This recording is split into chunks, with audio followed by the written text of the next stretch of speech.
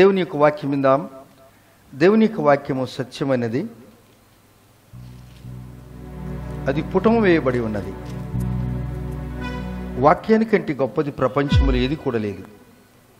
వాక్య స్వరూపి అయిన ప్రభువు మనల్ని ఎంతగానో ప్రేమించాడు.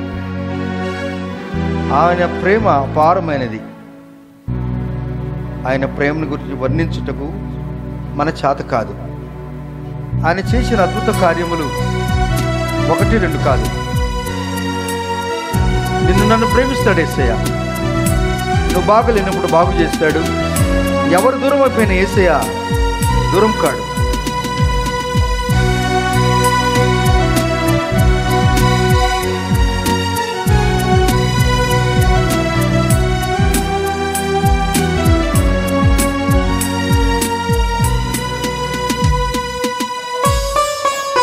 దేవా స్తోత్రం.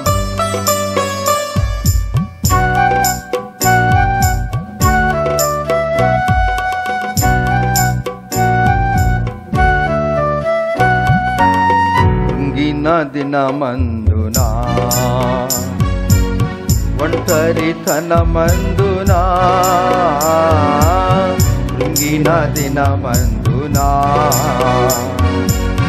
ఒంటరితనమందునా, కృపతో నన్ను బ్రతికించనే, కల్వరిలో నన్ను ఆదరించనే, కృపతో నన్ను బ్రతికించనే, కల్వరిలో నన్ను ఆదరించనే, కల్వరిలో నన్ను ఆదరించనే.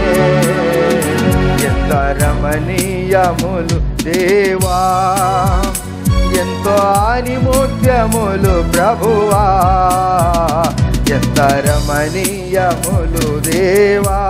నీ వాక్యము, నీ వాక్యము జీవవాక్యము, నా పాదములకు వెలుగాయనే.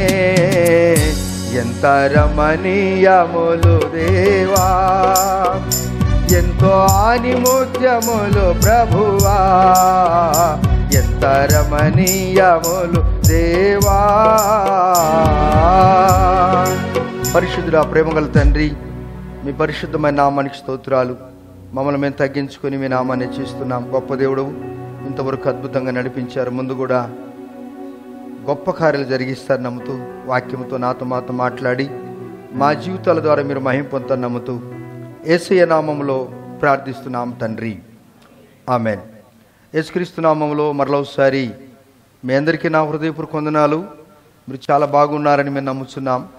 పరిశుద్ధ గ్రంథంలో నుండి యోహాను సువార్త 6వ అధ్యాయము 38వ వచనం చదువుకుందాం. The book of John chapter 6 verse 38 చదువుకుందాం.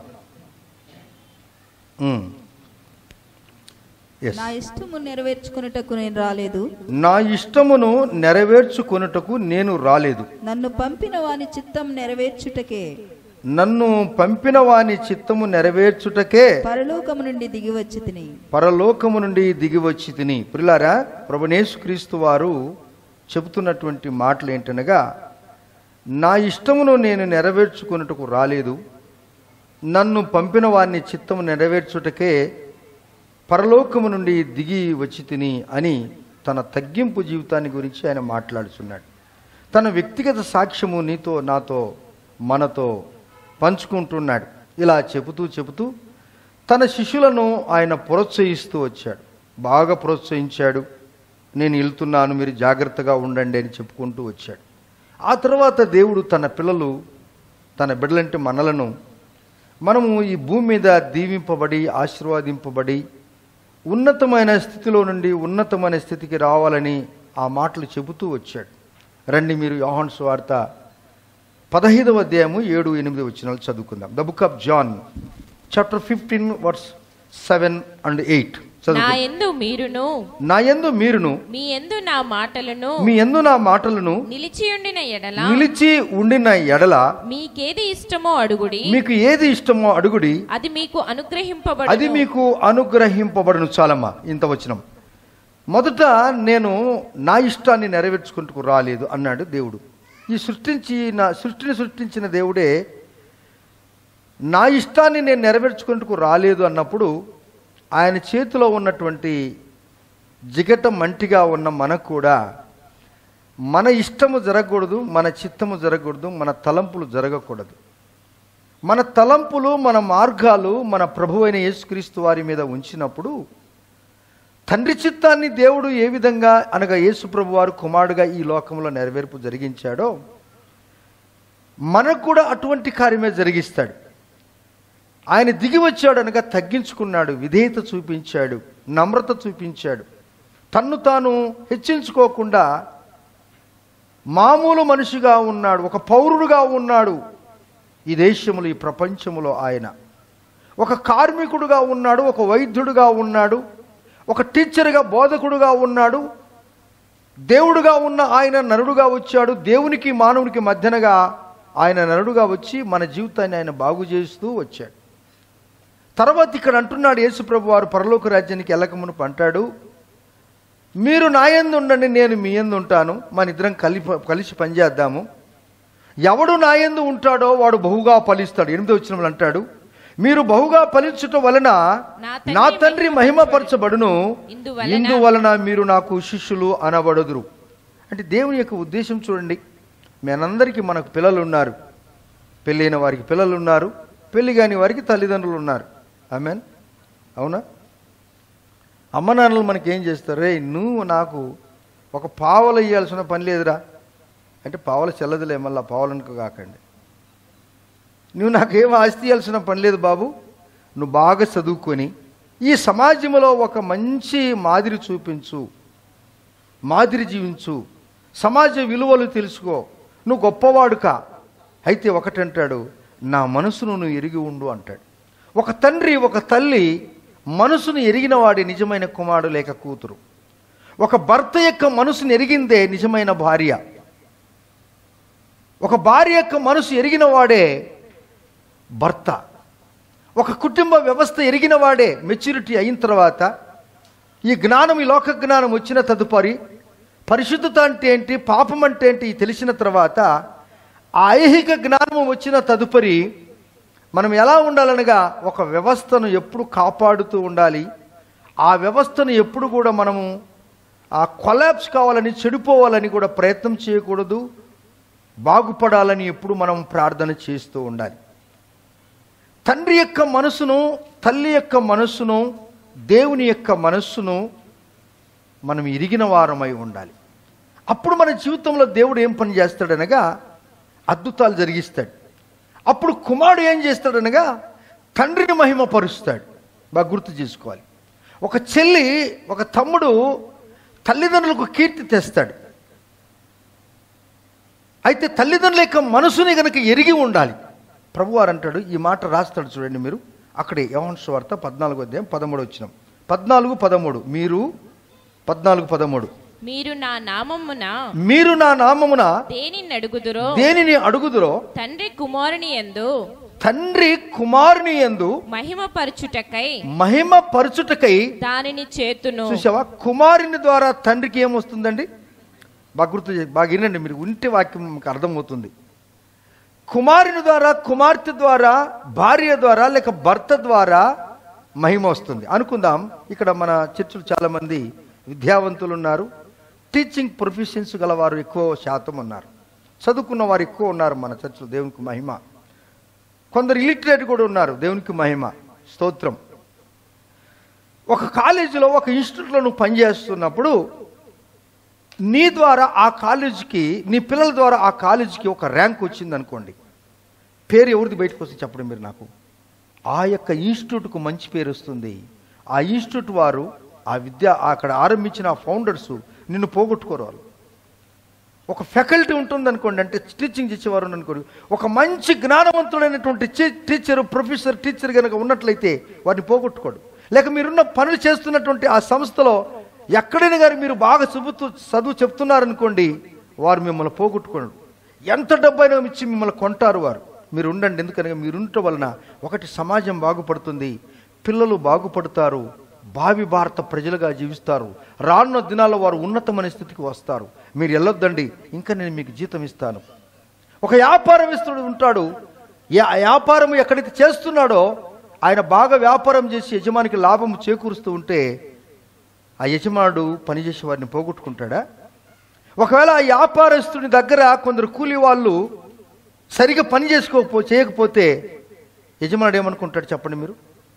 ఇతని వల్ల నా వ్యాపారము నష్టము జరగకూడదు, అందువలన అవకాశం వస్తే నిన్ను మెల్లగా కూడా ఇడిపించే అవకాశాలు కూడా, నిన్ను పెట్టుకునే వానికి జ్ఞానం ఉన్నప్పుడు నిన్ను ఇడిపించే గుణం కూడా ఆయనకు ఉంటుంది. హల్లెలూయా. నిన్ను ఇడిపించే జ్ఞానం కూడా ఆయనకు వస్తుంది. విడిపించే జ్ఞానం ఆయనకు మనసు రాకుండా ఉండటానికి మనం ఏం చేయాలండి? యజమానికి కీర్తి తేవాలి. యజమానికి కీర్తి తేవాలి, తండ్రికి మహిమ రావాలి, తల్లికి మహిమ రావాలి అంటే పరిశుద్ధ గ్రంథంలో ఒక గొప్ప వ్యాపారవేత్త ఉన్నాడు. చెప్పగలరు ఎవరైనా? ఒక మంచి ప్రార్థన పరుడు ఉన్నాడు. ఒక గొప్ప వ్యాపారవేత్త ఎవరనగా అబ్రహాం. ఏం పేరండి? మీరు ఎప్పుడైనా ప్లాన్ చేస్తే ఏమని ప్రార్థన చేస్తారు? అబ్రహాము దేవుడవు, ఇస్సాకు దేవుడవు, యాకోబుల దేవుడవు, నాకు చాలిన దేవుడవు, యేసయ్యా నా యేసయ్యా, యేసయ్యా నా యేసయ్యా, యేసయ్యా నా యేసయ్యా, యేసయ్యా నా యేసయ్యా, యేసయ్యా నా యేసయ్యా, యేసయ్యా నా యేసయ్యా. అబ్రహాము, ఇస్సాకు, యాకోబుల దేవుడవు, నాకు చాలిన దేవుడవు, ఆ యేసయ్యా నా యేసయ్యా, యేసయ్యా నా యేసయ్యా. గొప్పవేత్త ఎవరు? ఇప్పుడు చెప్పరు? చెప్పండి మీరందరూ. వ్యాపారానికి దేవుడు ప్రాధాన్యత ఇచ్చాడండి. ప్రభువారు అంటాడు, సముద్ర వ్యాపారము నీ వైపు అన్నడ లేదా? ఆయన చెప్పిన మాటే కదా. ఎస్, అబ్రహాము మామూలు వ్యక్తి, విశ్వాసులకు తండ్రి, గౌరవనీయ తండ్రి, మహారాజుగా పరిగణింపబడ్డాడు. దేవునికే స్నేహితుడు అబ్రహాము. అబ్రహాముకు పుట్టాడు ఏకైక కుమారుడు. ఏం పేరండి?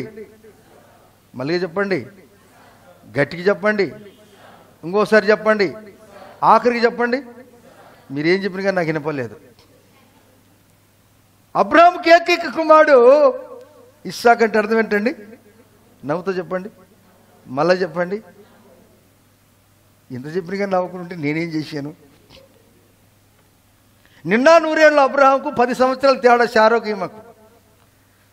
90 ఏళ్ళు షారాకు, 100 సంవత్సరాలు అబ్రహాంకు. మంచి వ్యాపారవేత్త. సైనికులు కూడా ఉన్నారు ఆయన దగ్గర. ఎంతమంది ఉన్నారు? అందుకే బైబిల్ చదవని 318 మంది ఉన్నారు. ఎంతమంది అండి? 318. చెప్పండి మరొకసారి. 318 మంది. ఆ దినాల్లో కుటుంబ నియంత్రణ లేదు. ఒక ఇంట్లో 12, 13, 14 మంది ఉంటారు. 1000 మంది అడిషనల్గా ఉంటారు. ఎప్పుడైనా ప్రార్థన స్తుతి కూడిక పెట్టాలంటే 1000 మందికి భోజనం తయారు చేయాలి. మన ఇంటికి 2 వస్తున్నారంటే ఆయన ముఖం ఈయన, ఈయన ముఖం ఈయన చూసుకుంటారు. నో, ఆశీర్వాదం అనేది ఎలా వస్తుందో నేర్చుకుందాం. అబ్రహాము ఎటువంటి వాడు అనగా అద్భుతమైనటువంటి కుమారుని ప్రభువారు ఇచ్చాడు.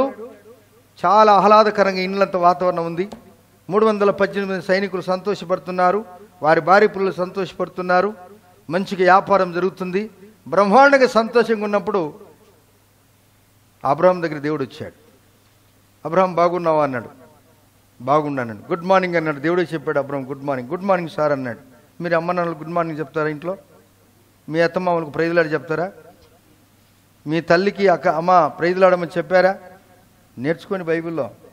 అబ్రహాముకు స్నేహితుడు, సారీ దేవునికి స్నేహితుడు అబ్రహాం అన్నప్పుడు అబ్రహాం దగ్గరికి వచ్చి అబ్రహాం హలో అన్నాడు. చిత్తం ప్రభు అన్నాడు. ఆమేన్. 22వ అధ్యాయం మొదటి వచ్చినాం, ఆదికాండం చదువుకుందాం. వాక్యం విందాం. బాగిందండి వాక్యం. ఆ సంగతులు జరిగిన తరువాత, ఏ సంగతులు జరిగిన తర్వాతని ప్రశ్న రావాలండి పిల్లారా. ఏ సంగతులు అంటే బాగా బ్రహ్మాండంగా పండగ జరిగింది. అబ్రహాం ఇస్సాకు పుట్టినందుకు సంతోషం కలిగింది. కలిగిన తర్వాత మంచిగా జరిగిన అన్నీ అయిపోయిన తర్వాత ఉన్నట్టుండి దేవుడైన యెహోవా అబ్రహాముకు తోడై ఆ సంగతులు జరిగిన తర్వాత దేవుడు అబ్రహామును పరిశోధించాడు. ఎట్లనగా ఆయన అబ్రహామా అని పిలువగా అతడు చిత్తము ప్రభువా అనెను. ఎంత బాగా పిలిచాడండి! ఏమని పిలిచాడండి? మళ్ళా చెప్పండి. అబ్రహామా అని కామ పెట్టాడంటే, కామ పెట్టిండంటే కాస్త నిలబడాలా అని అర్థం.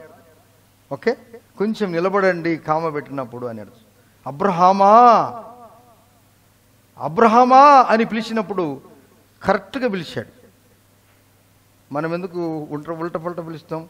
వాడు పొట్టోడు, వీడు పొడుగోడు, ఆమె లావుగుంది, వీడు సన్నగుంది, వాడు కర్రోడు, వీడు తెల్ల. అందుకే మనకు ఆశీర్వాద దూరం అయిపోయేది. దేవుడు ఎవరైనా ఉల్ట పల్ట పేరు పెట్టాడా? ఎంత పేరు అంటే మనకు నేర్పిస్తాడండి ప్రభువారు. ఒక అమ్మ చిన్న పసిగందుకు ఏ విధంగా భోజనం చేయుట, పాలు తాగటం ఎలా నేర్పిస్తుందో అలాగనే ప్రభువారు నిన్ను నన్ను ప్రేమిస్తాడు. అబ్రహామా అంటాడు, ఎట్లనగా అబ్రహామా చిత్తము ప్రభు అన్నాడు. అందుకు ఆయన, నీకు ఒక్కడై ఉన్న నీ కుమారుని అనగా నీవు ప్రేమించు ఇస్సాకును. ఇక్కడ ఈ 2వ వచనంలో ఒకటి, ఇస్సాకు ఒక్కడై ఉన్నాడు, ఇస్సాకును అబ్రహాము ఎక్కువగా ప్రేమించాడు. ప్రేమ ఎందుకు ఉండదండి? 100 సంవత్సరాల తర్వాత ఒక పొలం ఇస్తే ఎంత ప్రేమ ఉంటుందండి? దేవుడు అంటాడు, ఇప్పుడు నీవు దేన్నైతే ఎక్కువగా ప్రేమిస్తున్నావో, నీకు ఏదైతే ఒక్కటో ఉందో అది నాకు కావాలంటాడు యేసయ్య. ఇది సమాజమైనటువంటి మనుషులలో ఇది కష్టం. ఇది అయితే దేవునికి నీవు ఇష్టంగా చేస్తే అది ఎంత కష్టమైననో దేవుడు నీ జీవితం పట్ల ఆయన అద్భుతమైన కార్యాలు జరిగిస్తాడు. తండ్రి చిత్తాన్ని నెరవేర్చుటకు నేను పరలోక రాజ్యం నుండి వచ్చానని యేసుప్రభు వారు తండ్రిని ఒప్పుకున్నాడు. కుమారుడుగా యేసుప్రభు వచ్చాడు. నేను దిగి వచ్చాను, నన్ను తగ్గించుకున్నాను, నా దీనత్వమును నేను చూపించుకున్నాను. నీ చిత్తమే, ఆయన చిత్తాన్ని జరగాలంటే, ఆయన ఇష్టాన్ని మన జీవితంలో నెరవేర్పు జరగాలంటే కష్టాలు తప్పకుండా వస్తాయి. నీ భర్తను తృప్తిపరచడానికి, నీ భార్యను తృప్తిపరచడానికి, సమాజాన్ని తృప్తిపరచడానికి, పిల్లలకు మంచి ఎడ్యుకేషన్ ఇవ్వటానికి నువ్వు కష్టపడినప్పుడు రేపు నువ్వు ఫలాలు చూస్తావు. కష్టము లేకుండా, ఇష్టం లేకుండా నువ్వు పని చేస్తే ఫలాలు రావు, పిందెలు వస్తాయి, కాయలు వస్తాయి. కాయలు ఎవడు తిండు? పండ్లైతేనే తింటాడు, పిందెలైతే రాలిపోతాయి. ప్రభువారు అంటాడు, అబ్రహాం నీకు ఒక్కగానొక కుమారుడు, నువ్వు ప్రేమించిన కుమారుడు.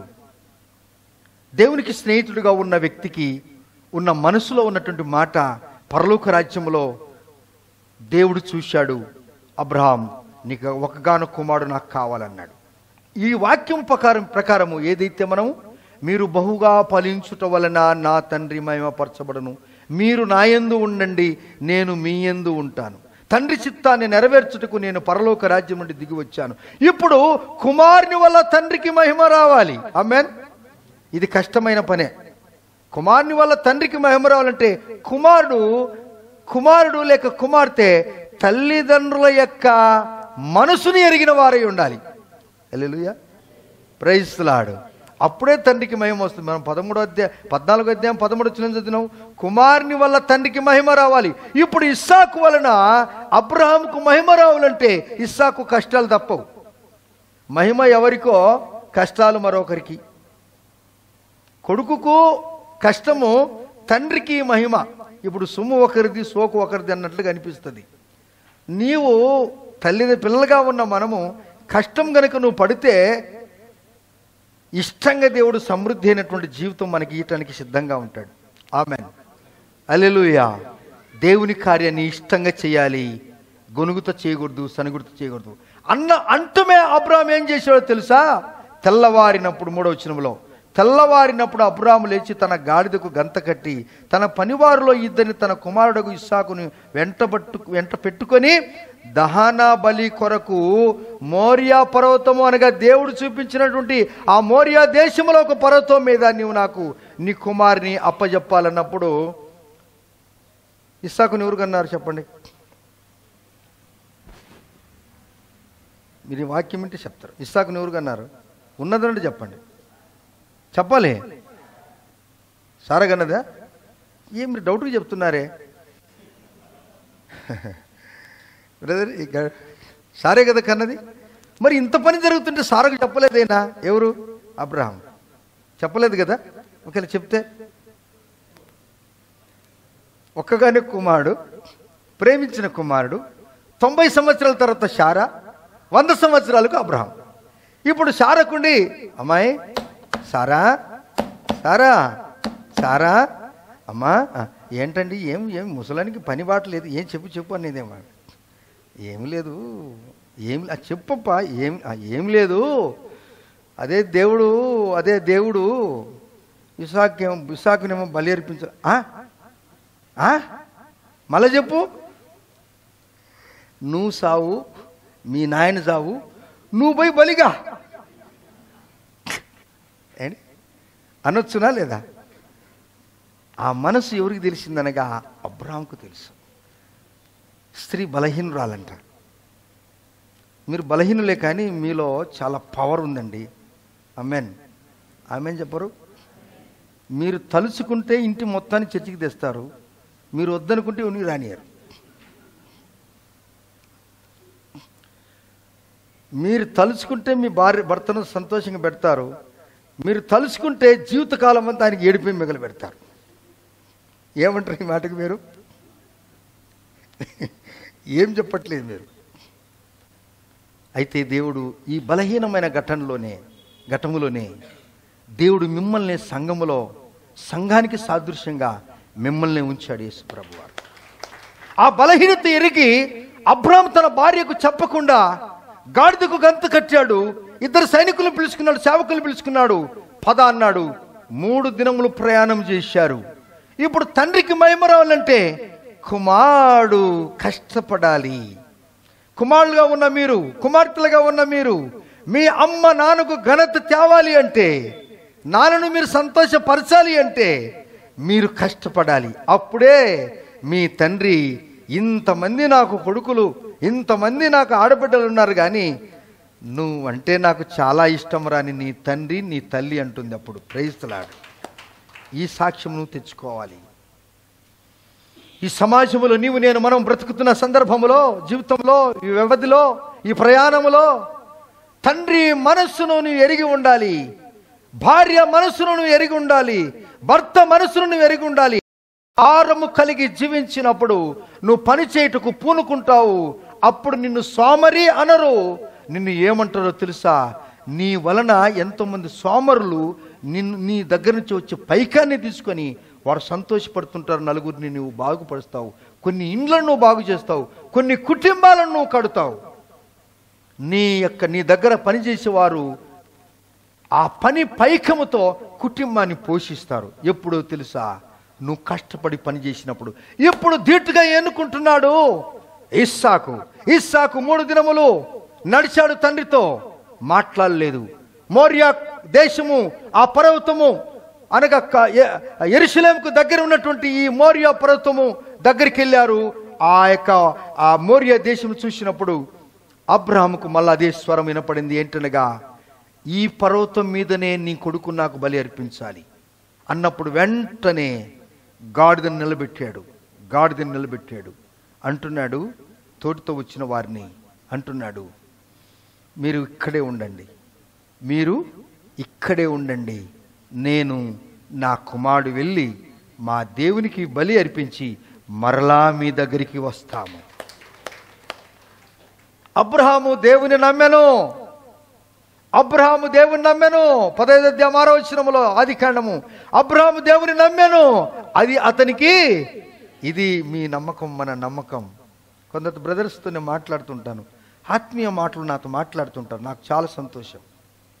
మీరు ఆత్మీయ మాటలతో నాతో ముచ్చటిస్తున్నప్పుడు నేను సంతోషిస్తున్నాను. ఇతనిలో దేవుని యొక్క కార్యము జరుగుతుంది, ఈమెలో దేవుని యొక్క కార్యం జరుగుతుంది.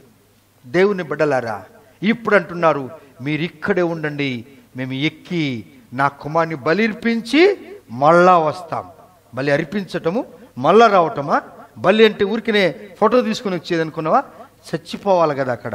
అయితే ఇటువంటి భయంకరమైన పరిస్థితి వచ్చినప్పటికి కూడా నిరీక్షణ కలిగింది అబ్రహాముకు, నమ్మకం కలిగింది అబ్రహాముకు, విశ్వాసం కలిగింది అబ్రహాముకు దేవుని మీద. 3 దినములు ప్రయాణిస్తున్నప్పుడు ఇద్దరు సేవకులు ఉన్నారు. ఇస్సాకు మనసులో ఏదో ఒకటి మా నాయనతో మాట్లాడాలా అని అనుకుంటూ ఉన్నాడు బ్రదర్, కానీ మాట్లాడలేదు. గుర్తుపెట్టుకోండి, బాగా వాక్యం బాగినండి. అబ్రాహాముతో ఇద్దరు సైనిక సేవకులు ఉన్నారు. అబ్రాహాం కొడుకున్నాడు. నేను మా నాయనతో మాట్లాడాలని 3 దినములు ఆ మాట నోట్లోనే పెట్టుకున్నాడు. ఆయన బయటికి రానియలేదు. ఒకవేళ ఆ మాట ఇస్సాకుని అడిగితే, రేయ్ నోరు మూసుకొని ఉండురా అంటే ఇస్సాకు ఏమైపోతుంది? ఇన్సల్ట్ అవుతుంది.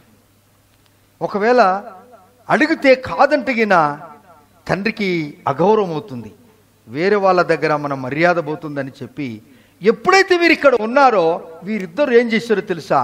గాడిద మీద ఉన్నటువంటి కర్రలు తీసి ఎవరి మీద పెట్టాడు? బాగా అర్థం చేసుకోవాలి. దేవుని మాటలు మనం దేవుని సందేశాన్ని మనం విన్నప్పుడు ఇస్సాకు మీద పెట్టి ముందుకెళ్ళిన తర్వాత అప్పుడు అడుగుతున్నాడు దేవుడు. ఆ ఇస్సాకు అడుగుతున్నాడు, డాడీ, నాయనా, అబ్బా, అప్పా, దహన బలికి అవి కావలసిన అన్నీ ఉన్నాయి. కర్రలు ఉన్నాయి, నిప్పు ఉంది, ఇంకేముంది?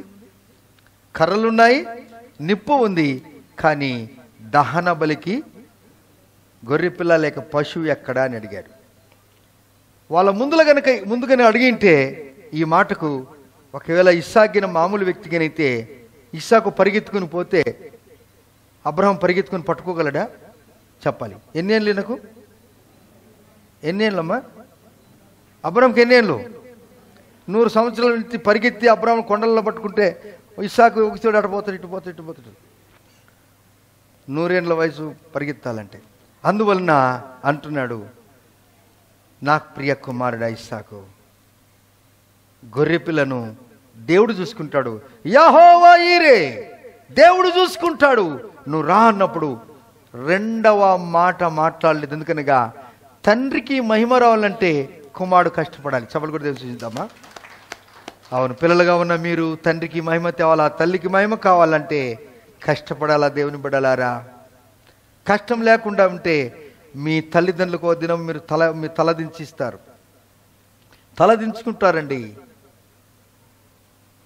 మీ నాయన మీ అమ్మ నిన్ను నీ వయసులో అన్నారా, నువ్వు మంచి బిడ్డవమ్మా, నువ్వు నాకు మంచి పేరు తెచ్చావమ్మా అనిగిన నీ బిడ్డలతో నువ్వు అనిపించుకుంటే నువ్వు ధన్యురాలు దేవుని బిడ్డ. నీ కొడుకులతో గనుక నీవు సమాజంలో నాయన నువ్వు మంచివాడివురా, ఎంతమంది పుట్టినా ఏం పనులుగా నువ్వు ఒక్కడు నాయన చాలా బాగున్నావురా, మంచిగా నాకు మంచి పేరు తెచ్చారంటే ఎంత బాగుంటుంది. నీ గుండా నేను తల వంచుకున్నానంటే ఆ తల్లిదండ్రులకు గౌరవం ఉంటుందా? మహిమ వస్తుందా?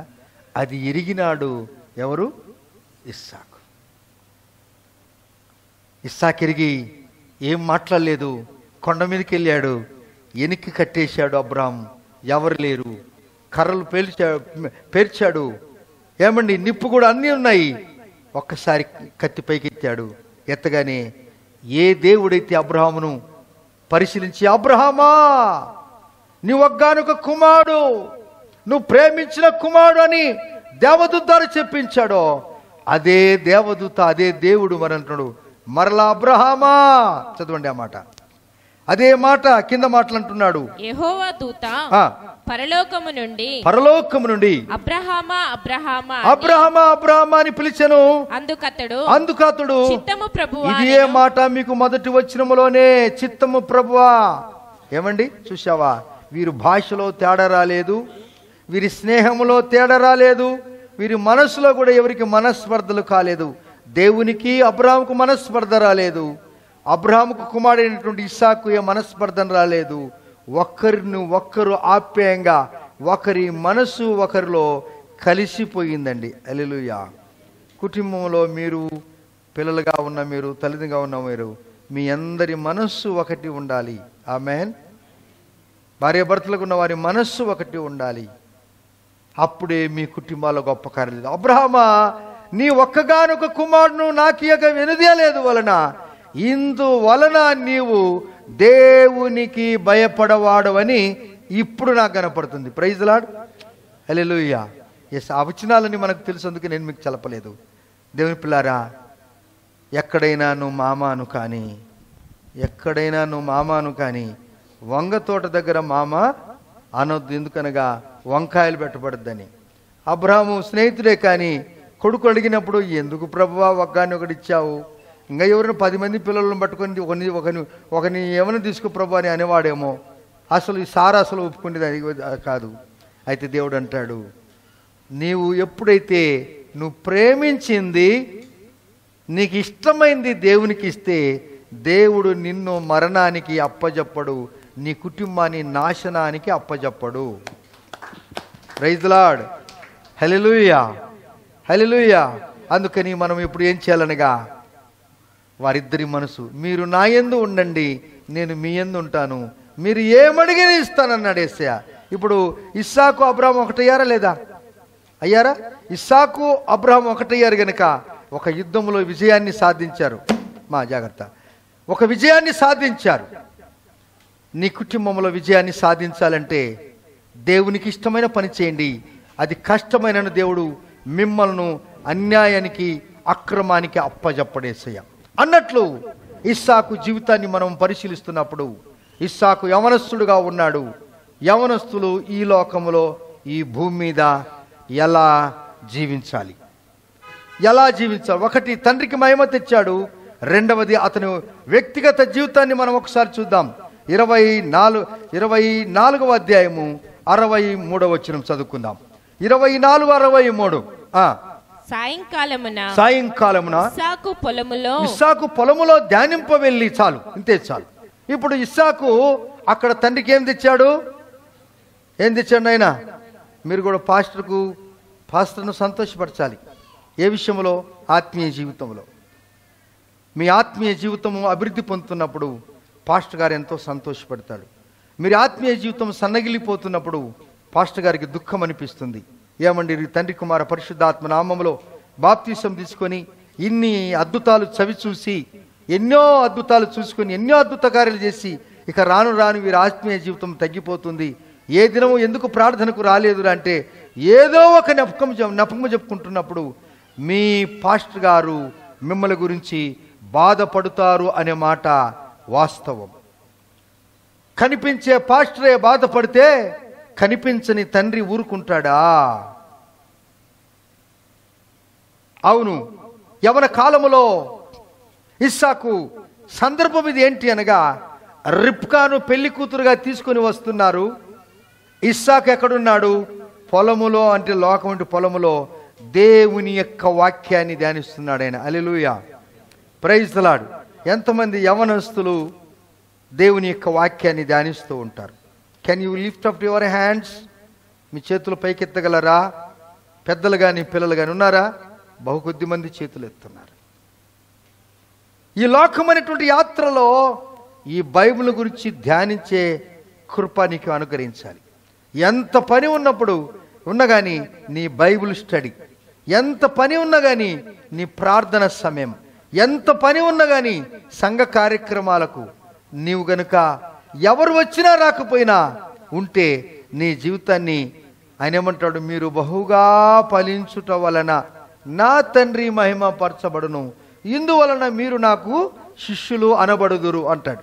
అంటే మనం బహుగా ఫలించేది దేవునికి ఇష్టం కనుక ఫలించాలంటే ఒకటి తండ్రికి మహిమ తేవాలి, రెండవది దేవుని యొక్క వాక్యాన్ని. సందర్భములో పెళ్లి కూతురు తరలించుకొని వస్తుంది రిబ్కా అనుకుందాం. మరి పెళ్లి కొడుకు ఆడుంటాడు? ఆ మైక్ సిస్టమ్ పెట్టారా? ఈ వీడియో వాళ్ళు వచ్చారా? ఆ హాల్ అంతా బాగా డెకరేషన్ అయిందా? ఆయన కూడా బాగా ముస్తబైండా లేదా అని మగపిల్లలు ఉంటారు. ఆడపిల్లలు అయితే రేపు పెళ్లి అనగా before wedding, after wedding, wedding day వాళ్ళు ఎక్కడుంటారు ఎక్కువ సమయం? మీరు చెప్తే నేను వింటాను. చెప్పాలా? ఎవరు ఎక్కడుంటారమ్మా? Beauty parlour. అంటే అందాన్ని వాళ్ళు ఇంకా కొంచెం మెరుగు చే దగ్గరికి వెళ్ళిపోతుంది. చివరికి పెళ్లి రోజు కూడా, నిన్నటి దినం కూడా ముస్తబయింది, ఈరోజు పెళ్లి అయిన తర్వాత కూడా బట్టలు మార్చుకోవటానికి వెళ్ళి ఆమె బ్యూటీ పార్లర్కి వెళ్ళింది. ఇక్కడ అందరూ ఆమె కోసం ఎదురు చూస్తూ ఉంటారు. ఎక్కడ ఆమె? పెళ్లి కొడుకు వచ్చి కూర్చుంటాడు, ఆయన అప్పుడే కొనుక్కుంటుంటాడు. ఈ పనికిరాంది అటు పోయింది, ఇది ఇంకా రాలేదు, ఇది ఇంకా రాలేదు. ఆయన చూసి వారి తల్లిదండ్రులు ఏం చెప్తుంటే, భోజనాలు సిద్ధంగా ఉన్నాయి, మీరు భోజనాలు మొదట చేసి ఆ తర్వాత వధువులను మీరు ఆశీర్వాదించవలసిందిగా కోరుచున్నామని అక్కడున్న ఆయన అనౌన్స్మెంట్ చేసి, ఇంతేసార్లు తండ్రి దండమని చెప్పి పోయి ఆ లోపల 3:30-4 గంటలకు వచ్చిన పెళ్లి కూతుర్లు కూడా ఉన్న పెళ్లిళ్లకు నేను పోయినాను. మీరు కూడా పోయారా? ఇప్పుడు ఈ విధంగా మనం చూస్తే ఇస్సాకు ఎక్కడున్నాడు? పెళ్లి దినమున పొలము అనేటువంటి లోకములో దేవుని ధ్యానిస్తూ ఉన్నాడు. అక్కడ దేవునికి మహిమ తెచ్చాడు, ఇక్కడ ధ్యానిస్తూ ఉన్నాడు. ఇటువంటి వ్యక్తిని రిబ్కా ఒంట మీద చూసిందండి. ఎక్కడి నుంచి చూసిందండి? ఒంట మీద చూసింది. ఒంట మీద వస్తున్నప్పుడు అడుగుతుంది అబ్రాహాము పెద్దదాసుని, అదుగో ఆ పొలములో ఉన్న ఆయన ఎవరు అంటే ఆయన చెప్తాడు, ఈయన నా యజమానుని కుమారుడు. చప్పలు కొడదామా? నా యజమాని కుమారుడు, ఆయనకే కదా నన్ను పెళ్లి చేసిందంటే అవునంటలకే దిగటం ఏం చేసిందామె?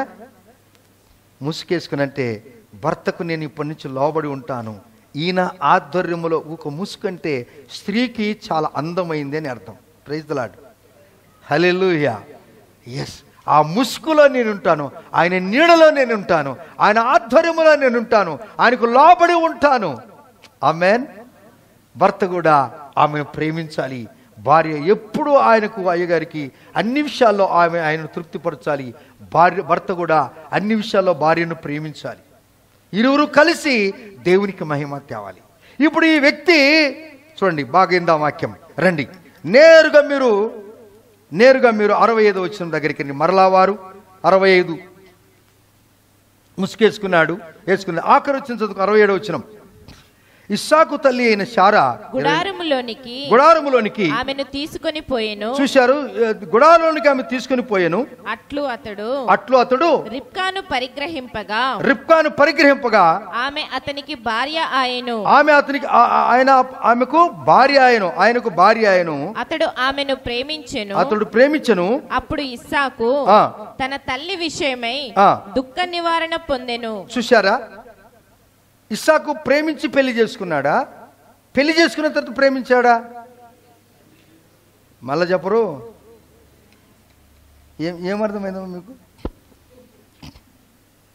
అరే తప్పైపోయి పెళ్లి చేసుకున్నాను సార్, ఇప్పుడేం చేయాలి? అయిపోయింది, ఆ చాప్టర్ అయిపోయింది, కథముగా.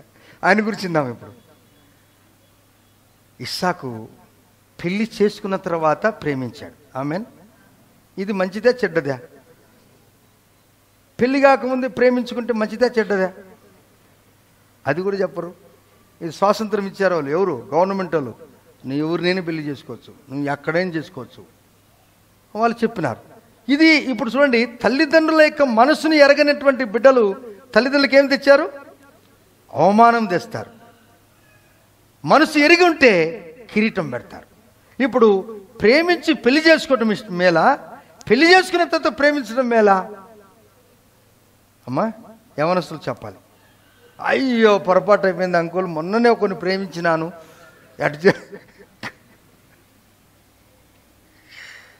నో బిట్టురేదల్లా మా సాంప్రదాయం లేదు సార్. ఆయనకి చెప్పు, ఎవరైతే ఈ వాక్యం వింటున్న బిడ్డలారా, మొన్ననే లేకపోయిన వారేమో పోయిన సంవత్సరం ఎవరితో నేను ప్రామిస్ చేశాను అన్నవా, రద్దు చేసుకునేస్తున్నామమ్మలో.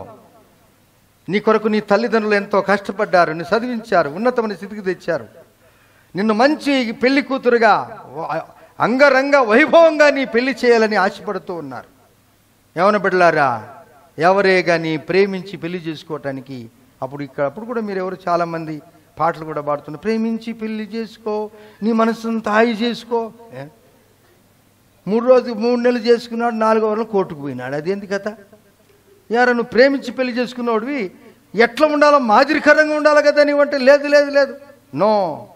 అబ్రహామును కిరీటం పెట్టాడు, అబ్రహాంకు మహిమ తెచ్చాడు, తల్లిదండ్రులకు కీర్తి తెచ్చాడు. శారా మరణించిపోయిన తర్వాత ఎప్పుడైతే రిబ్కా ఇంటికి వచ్చేసిందో, ఆ శారా దుఃఖములు ఉన్నటువంటి వ్యక్తి ఆ కుటుంబాన్ని, ఇంటిని ఆదరించుట రిబ్కా ఆరంభించింది. ఒక కోడలుగా వచ్చినటువంటి తల్లి కుటుంబానికి మేలు చేయాలి కానీ కీడు చేయ తలంచకూడదు. ఆ బిడ్డ మన ఇంటికి వచ్చినప్పుడు ఒక తల్లి స్థానంలో ఉంటుంది ఆమె. ఆమెన్. ఒక కోడలు మన ఇంటికి వచ్చిందంటే షీస్ బికేమ్ ఏ మదర్. ఆమె మదరు, తల్లిగా ఉంటుంది, అందరినీ సేద తీరుస్తుంది, కష్టపడి పని చేస్తుంది. అందుకే జ్ఞానవంతురాలు తన గృహాన్ని కట్టుకుంటుంది. అన్నట్లు ఇస్సాకు పెళ్లి ఎవరితో అయింది చెప్పాలి? ఎవరితో అయింది పెళ్లి?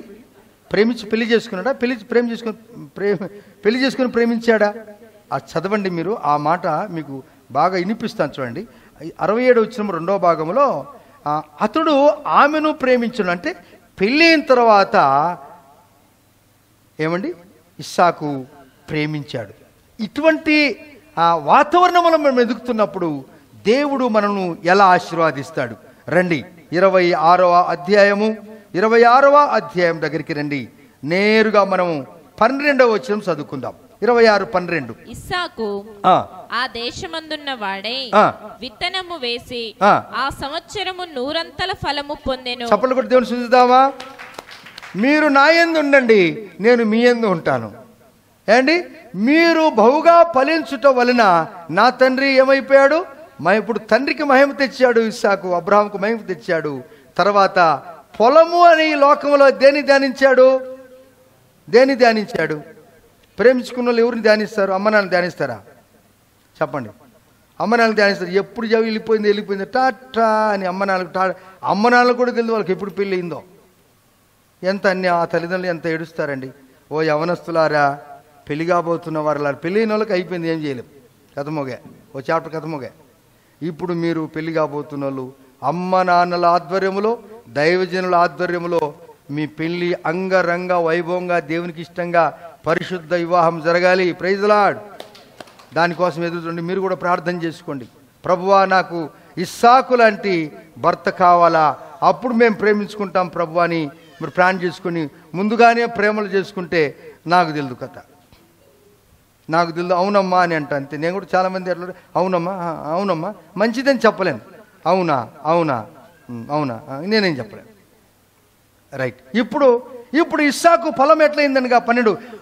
ఇస్సాకు ఆ దేశమందు ఉన్నవాడు విత్తనం వేసి అద్భుతంగా 100 పొందెను. యెహోవా అతన్ని ఆశీర్వాదించను గనుక ఆ మనుషుడు గొప్పవాడేను. అతడు గొప్పవాడేంత వరకు క్రమక్రమముగా అభివృద్ధి పొందెను. ఆమేన్. ఆశీర్వదింపన్నాడా లేదైనా? అబ్రహాము కుమారుడు ఇస్సాకు మంచి వ్యాపారవేత్త అయిన, కింద గొర్రెలు గొడ్లు వ్యాపారం, మనుషులు, వావ్ సమృద్ధి. ప్రభువు నిన్ను ఆశీర్వదించాలని ఆశపడుతున్నాడు. అయితే ఆయన యందు మనం ఆయన ఉందాం. పరలోక రాజ్యమును దిగివచ్చిన దేవుడు ఎందుకు వచ్చాడు తెలుసా? నిన్ను నన్ను ఐశ్వర్యవంతులుగా చేయుటకు ఈ భూమికి వచ్చాడు. రక్తం కార్చాడు, ప్రాణం పెట్టాడు, తన శక్తిని అనుగ్రహం అంత ఇచ్చాడు. దేవా, నిజమే, యేసు ప్రభు వారు కుమారుడుగా ఈ లోకానికి వచ్చి ఆయనను నలుగొట్టుట దేవునికి ఇష్టమాయను. శ్రమలు పొందాడు, కష్టాలు పొందాడు. జ్ఞానవంతుడిని కుమారుడు తన తండ్రిని సంతోషపరిచాడు. ఈ దినము మన యేసయ్యను మనమందరం సంతోషపరచడానికి యేసయ్య సిలువలో తన ప్రాణం అర్పించాడు. అబ్రహామును మహిమపరచటానికి మోరియా కొండకు ఇస్సాకు ఎక్కాడేమో, కానీ నీ పాపములు నా పాపములు క్షమించటానికి, మనల్ని పరిశుద్ధుడిగా చేయటానికి యేసయ్య గొల్గతా కొండ మీద తన ప్రాణముని మన కొరకు అప్పచెప్పాడు. మోకరిద్దాం, ప్రార్థన చేసుకుందాం. అమ్మకు మహిమ తెస్తావా? తండ్రికి మహిమ తెస్తావా? కీర్తి తెస్తావా? అపకీర్తి తెస్తావా? తండ్రికి నీవు కిరీటం పెడతావా? ముళ్ళ కిరీటం పెడతావా? బంగారం కిరీటం పెడతావా? యేసయ్య నీ కొరకు నా కొరకు ముళ్ళ కిరీటం ధరించుకొని మనకు జీవ కిరీటం ఇచ్చాడు.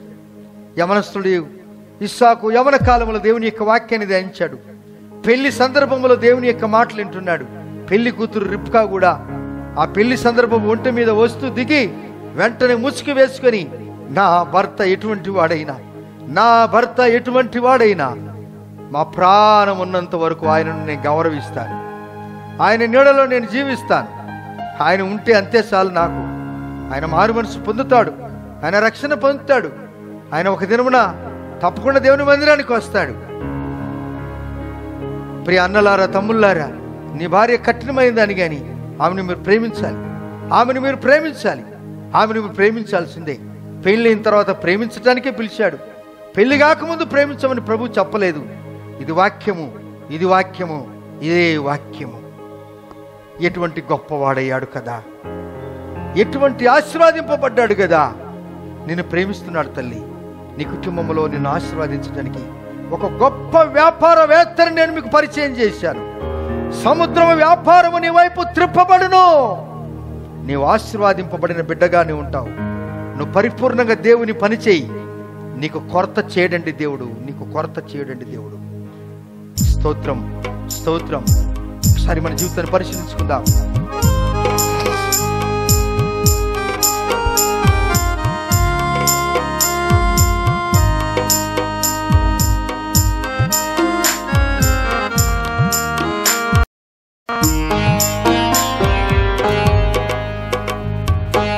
దేవుని యొక్క రాకడలో ఇస్సాకు ఏ విధంగా పరిశుద్ధ కొరకు పరిగెత్తున చేద్దాము.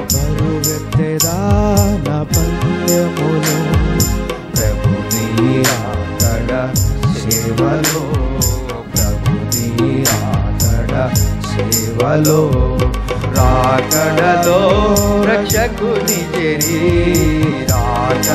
ఆయన కలుసుకోవడానికి ఏ విధంగా రిప్కా తరలించుకొని వచ్చిందో అక్కడ ఇస్సాకు కూడా ప్రిపేర్ సిద్ధపడుతున్నాడు. ఎందుకో తెలుసా? దేవుని యొక్క సన్నిధానంలో ఉండాలని కోరుకున్నారు.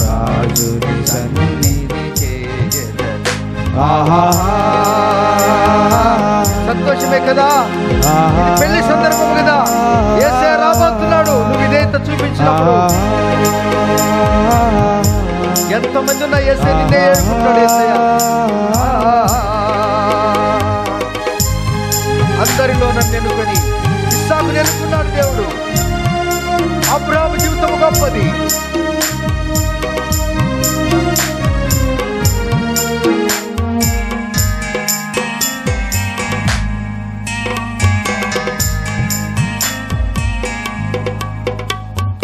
అందరిలో నన్నెన్నుకొని సాధువలే నన్ను చేర్చుకోలే. అందరిలో నన్నెన్నుకొని ఇస్సాకువలే నన్ను చేర్చుకొని లోకము జయింపనా పందెం. లోకంలో నువ్వు దేవుని ధ్యానించాలి.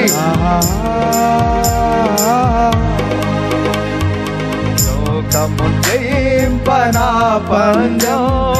ఇస్సాకువలే బహుధైర్యముగా యథార్థ జీవితము పరుగెత్తెరా నా పందెములో. ప్రభుని రాకడ సేవలో, ప్రభుని రాకడ సేవలో, రాకడలో రక్షకుని చేరి దేవా, రాకడలో రక్షకుని చేరి రక్షణ మార్గము తెలియదను. రారాజుని సన్నిధి చేయ, రారాజుని సన్నిధి చేయ.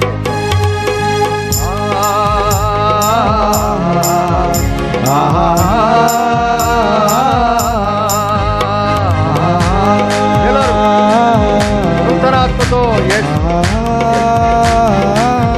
కొడదామా, నూతన శక్తితో నింపబడదాం, నూతన బలంతో నింపబడదాం.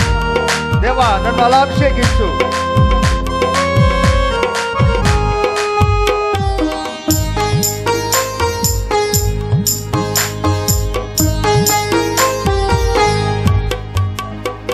నూతన ఆత్మతో నింపబడి ఎలీషావలే ఆత్మను పొంది, నూతన ఆత్మతో నింపబడి ఎలీషావలే ఆత్మను పొంది, నూతన అభిషేకములోని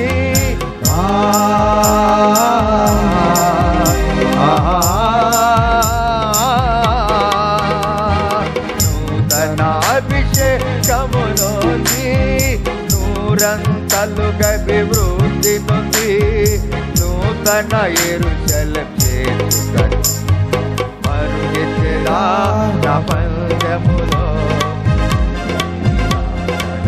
సేవలో రాకడలో, రాకడలో రక్షకుని చేరి, రాకడలో రక్షకుని చేరి రక్షణ మార్గము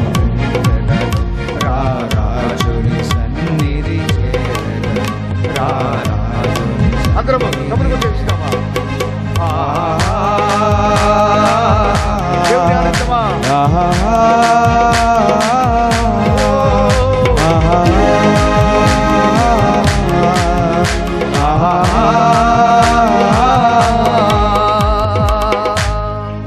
ఇస్సాకు వలె నేను జీవిస్తానయ్యా, నా తండ్రికి మహిమ తెస్తాను, నా తల్లికి కీర్తి తెస్తాను.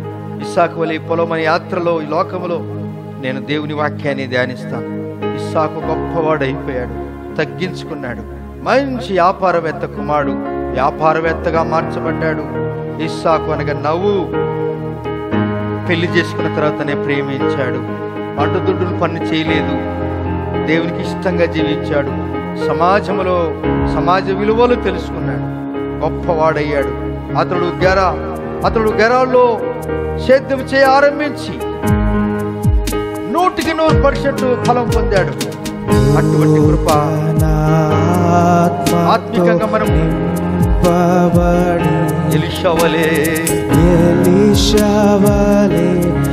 ఆత్మను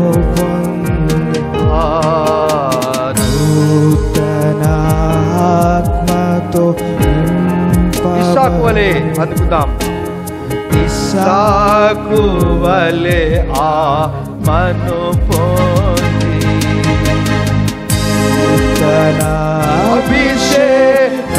అభిషేకములోని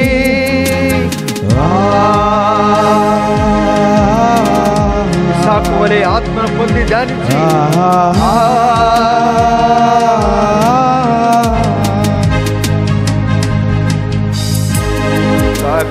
వలె ఆత్మను పొంది నూరంతలుగా విభూతి నొంది నూతన యెరూషలేము పరుగెత్తేదా నా పందెములో నీరాకడ సేవలో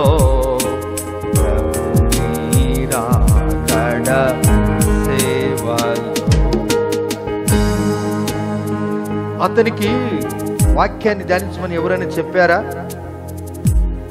అతనికి మీ నాయనకు విధేయుడుగా ఉండి నువ్వు కొండ మీదకి వెళ్ళి రాని ఎవరైనా చెప్పారా? అతనికి మనసు దేవుడు బుద్ధి పుట్టించాడు. అటువంటి ప్రేరేపణ అతనికి జరిగింది. నీకు ఎవరు దేవుని పని చేయమని ఎవరు చెప్పకూడదు. నీకే ప్రేరేపణ రావాలి. పరిచర్య చేయటానికి నీకు ఎవరు చెప్పవలసిన పని లేదు. అది నీ మనసులో పుట్టాలి. అది నీ మనసులో పుట్టినప్పుడు నువ్వు శాశ్వతంగా సంఘముల స్తంభములాగుంటావు. లేకపోతే అయ్యో మనం కీర్తి త్యాము, దేవునికి మహిమ త్యాము, దేవుడు నిన్ను దీవించాలని, ఇస్సాకు వలె అభివృద్ధి చేయాలని, ఫలభరితులుగా చేయాలని ఆశపడుతున్నాడు. మీ కొరకు నేను ప్రార్థన చేస్తున్నాను. కనికరము, కృప, వాత్సల్యత, దయ, సమృద్ధి కలిగిన ప్రియ పరలోకపు తండ్రి, మీ నామానికి వందనాలు. ఈ దినము మా దగ్గరికి ఇస్సాకును తీసుకుని వచ్చారు, వారి తండ్రి అబ్రహామును తీసుకుని వచ్చారు. వారి జీవితం మాకెంతో గుణపాఠము స్వామి. ఆ విధంగా మేము జీవిస్తాం. మా జీవితంలో గొప్ప కార్యం జరిగించండి. పంట ఫలించి 100 అభివృద్ధి పొందుతాం. అటువంటి కృప మాకు అనుగ్రహించండి. వీళ్ళని దీవించి ఆశీర్వదించండి. అనారోగ్యంగా ఉన్న వారిని ముట్టండి. ఇప్పుడే యేసు నామములో స్వస్థపరచండి స్వామి. బలహీనతను తీసివేసి బలమైన కార్యం జరిగించండి. ఓడిపోతున్న కార్యాల మీద విజయాన్ని అనుగ్రహించండి.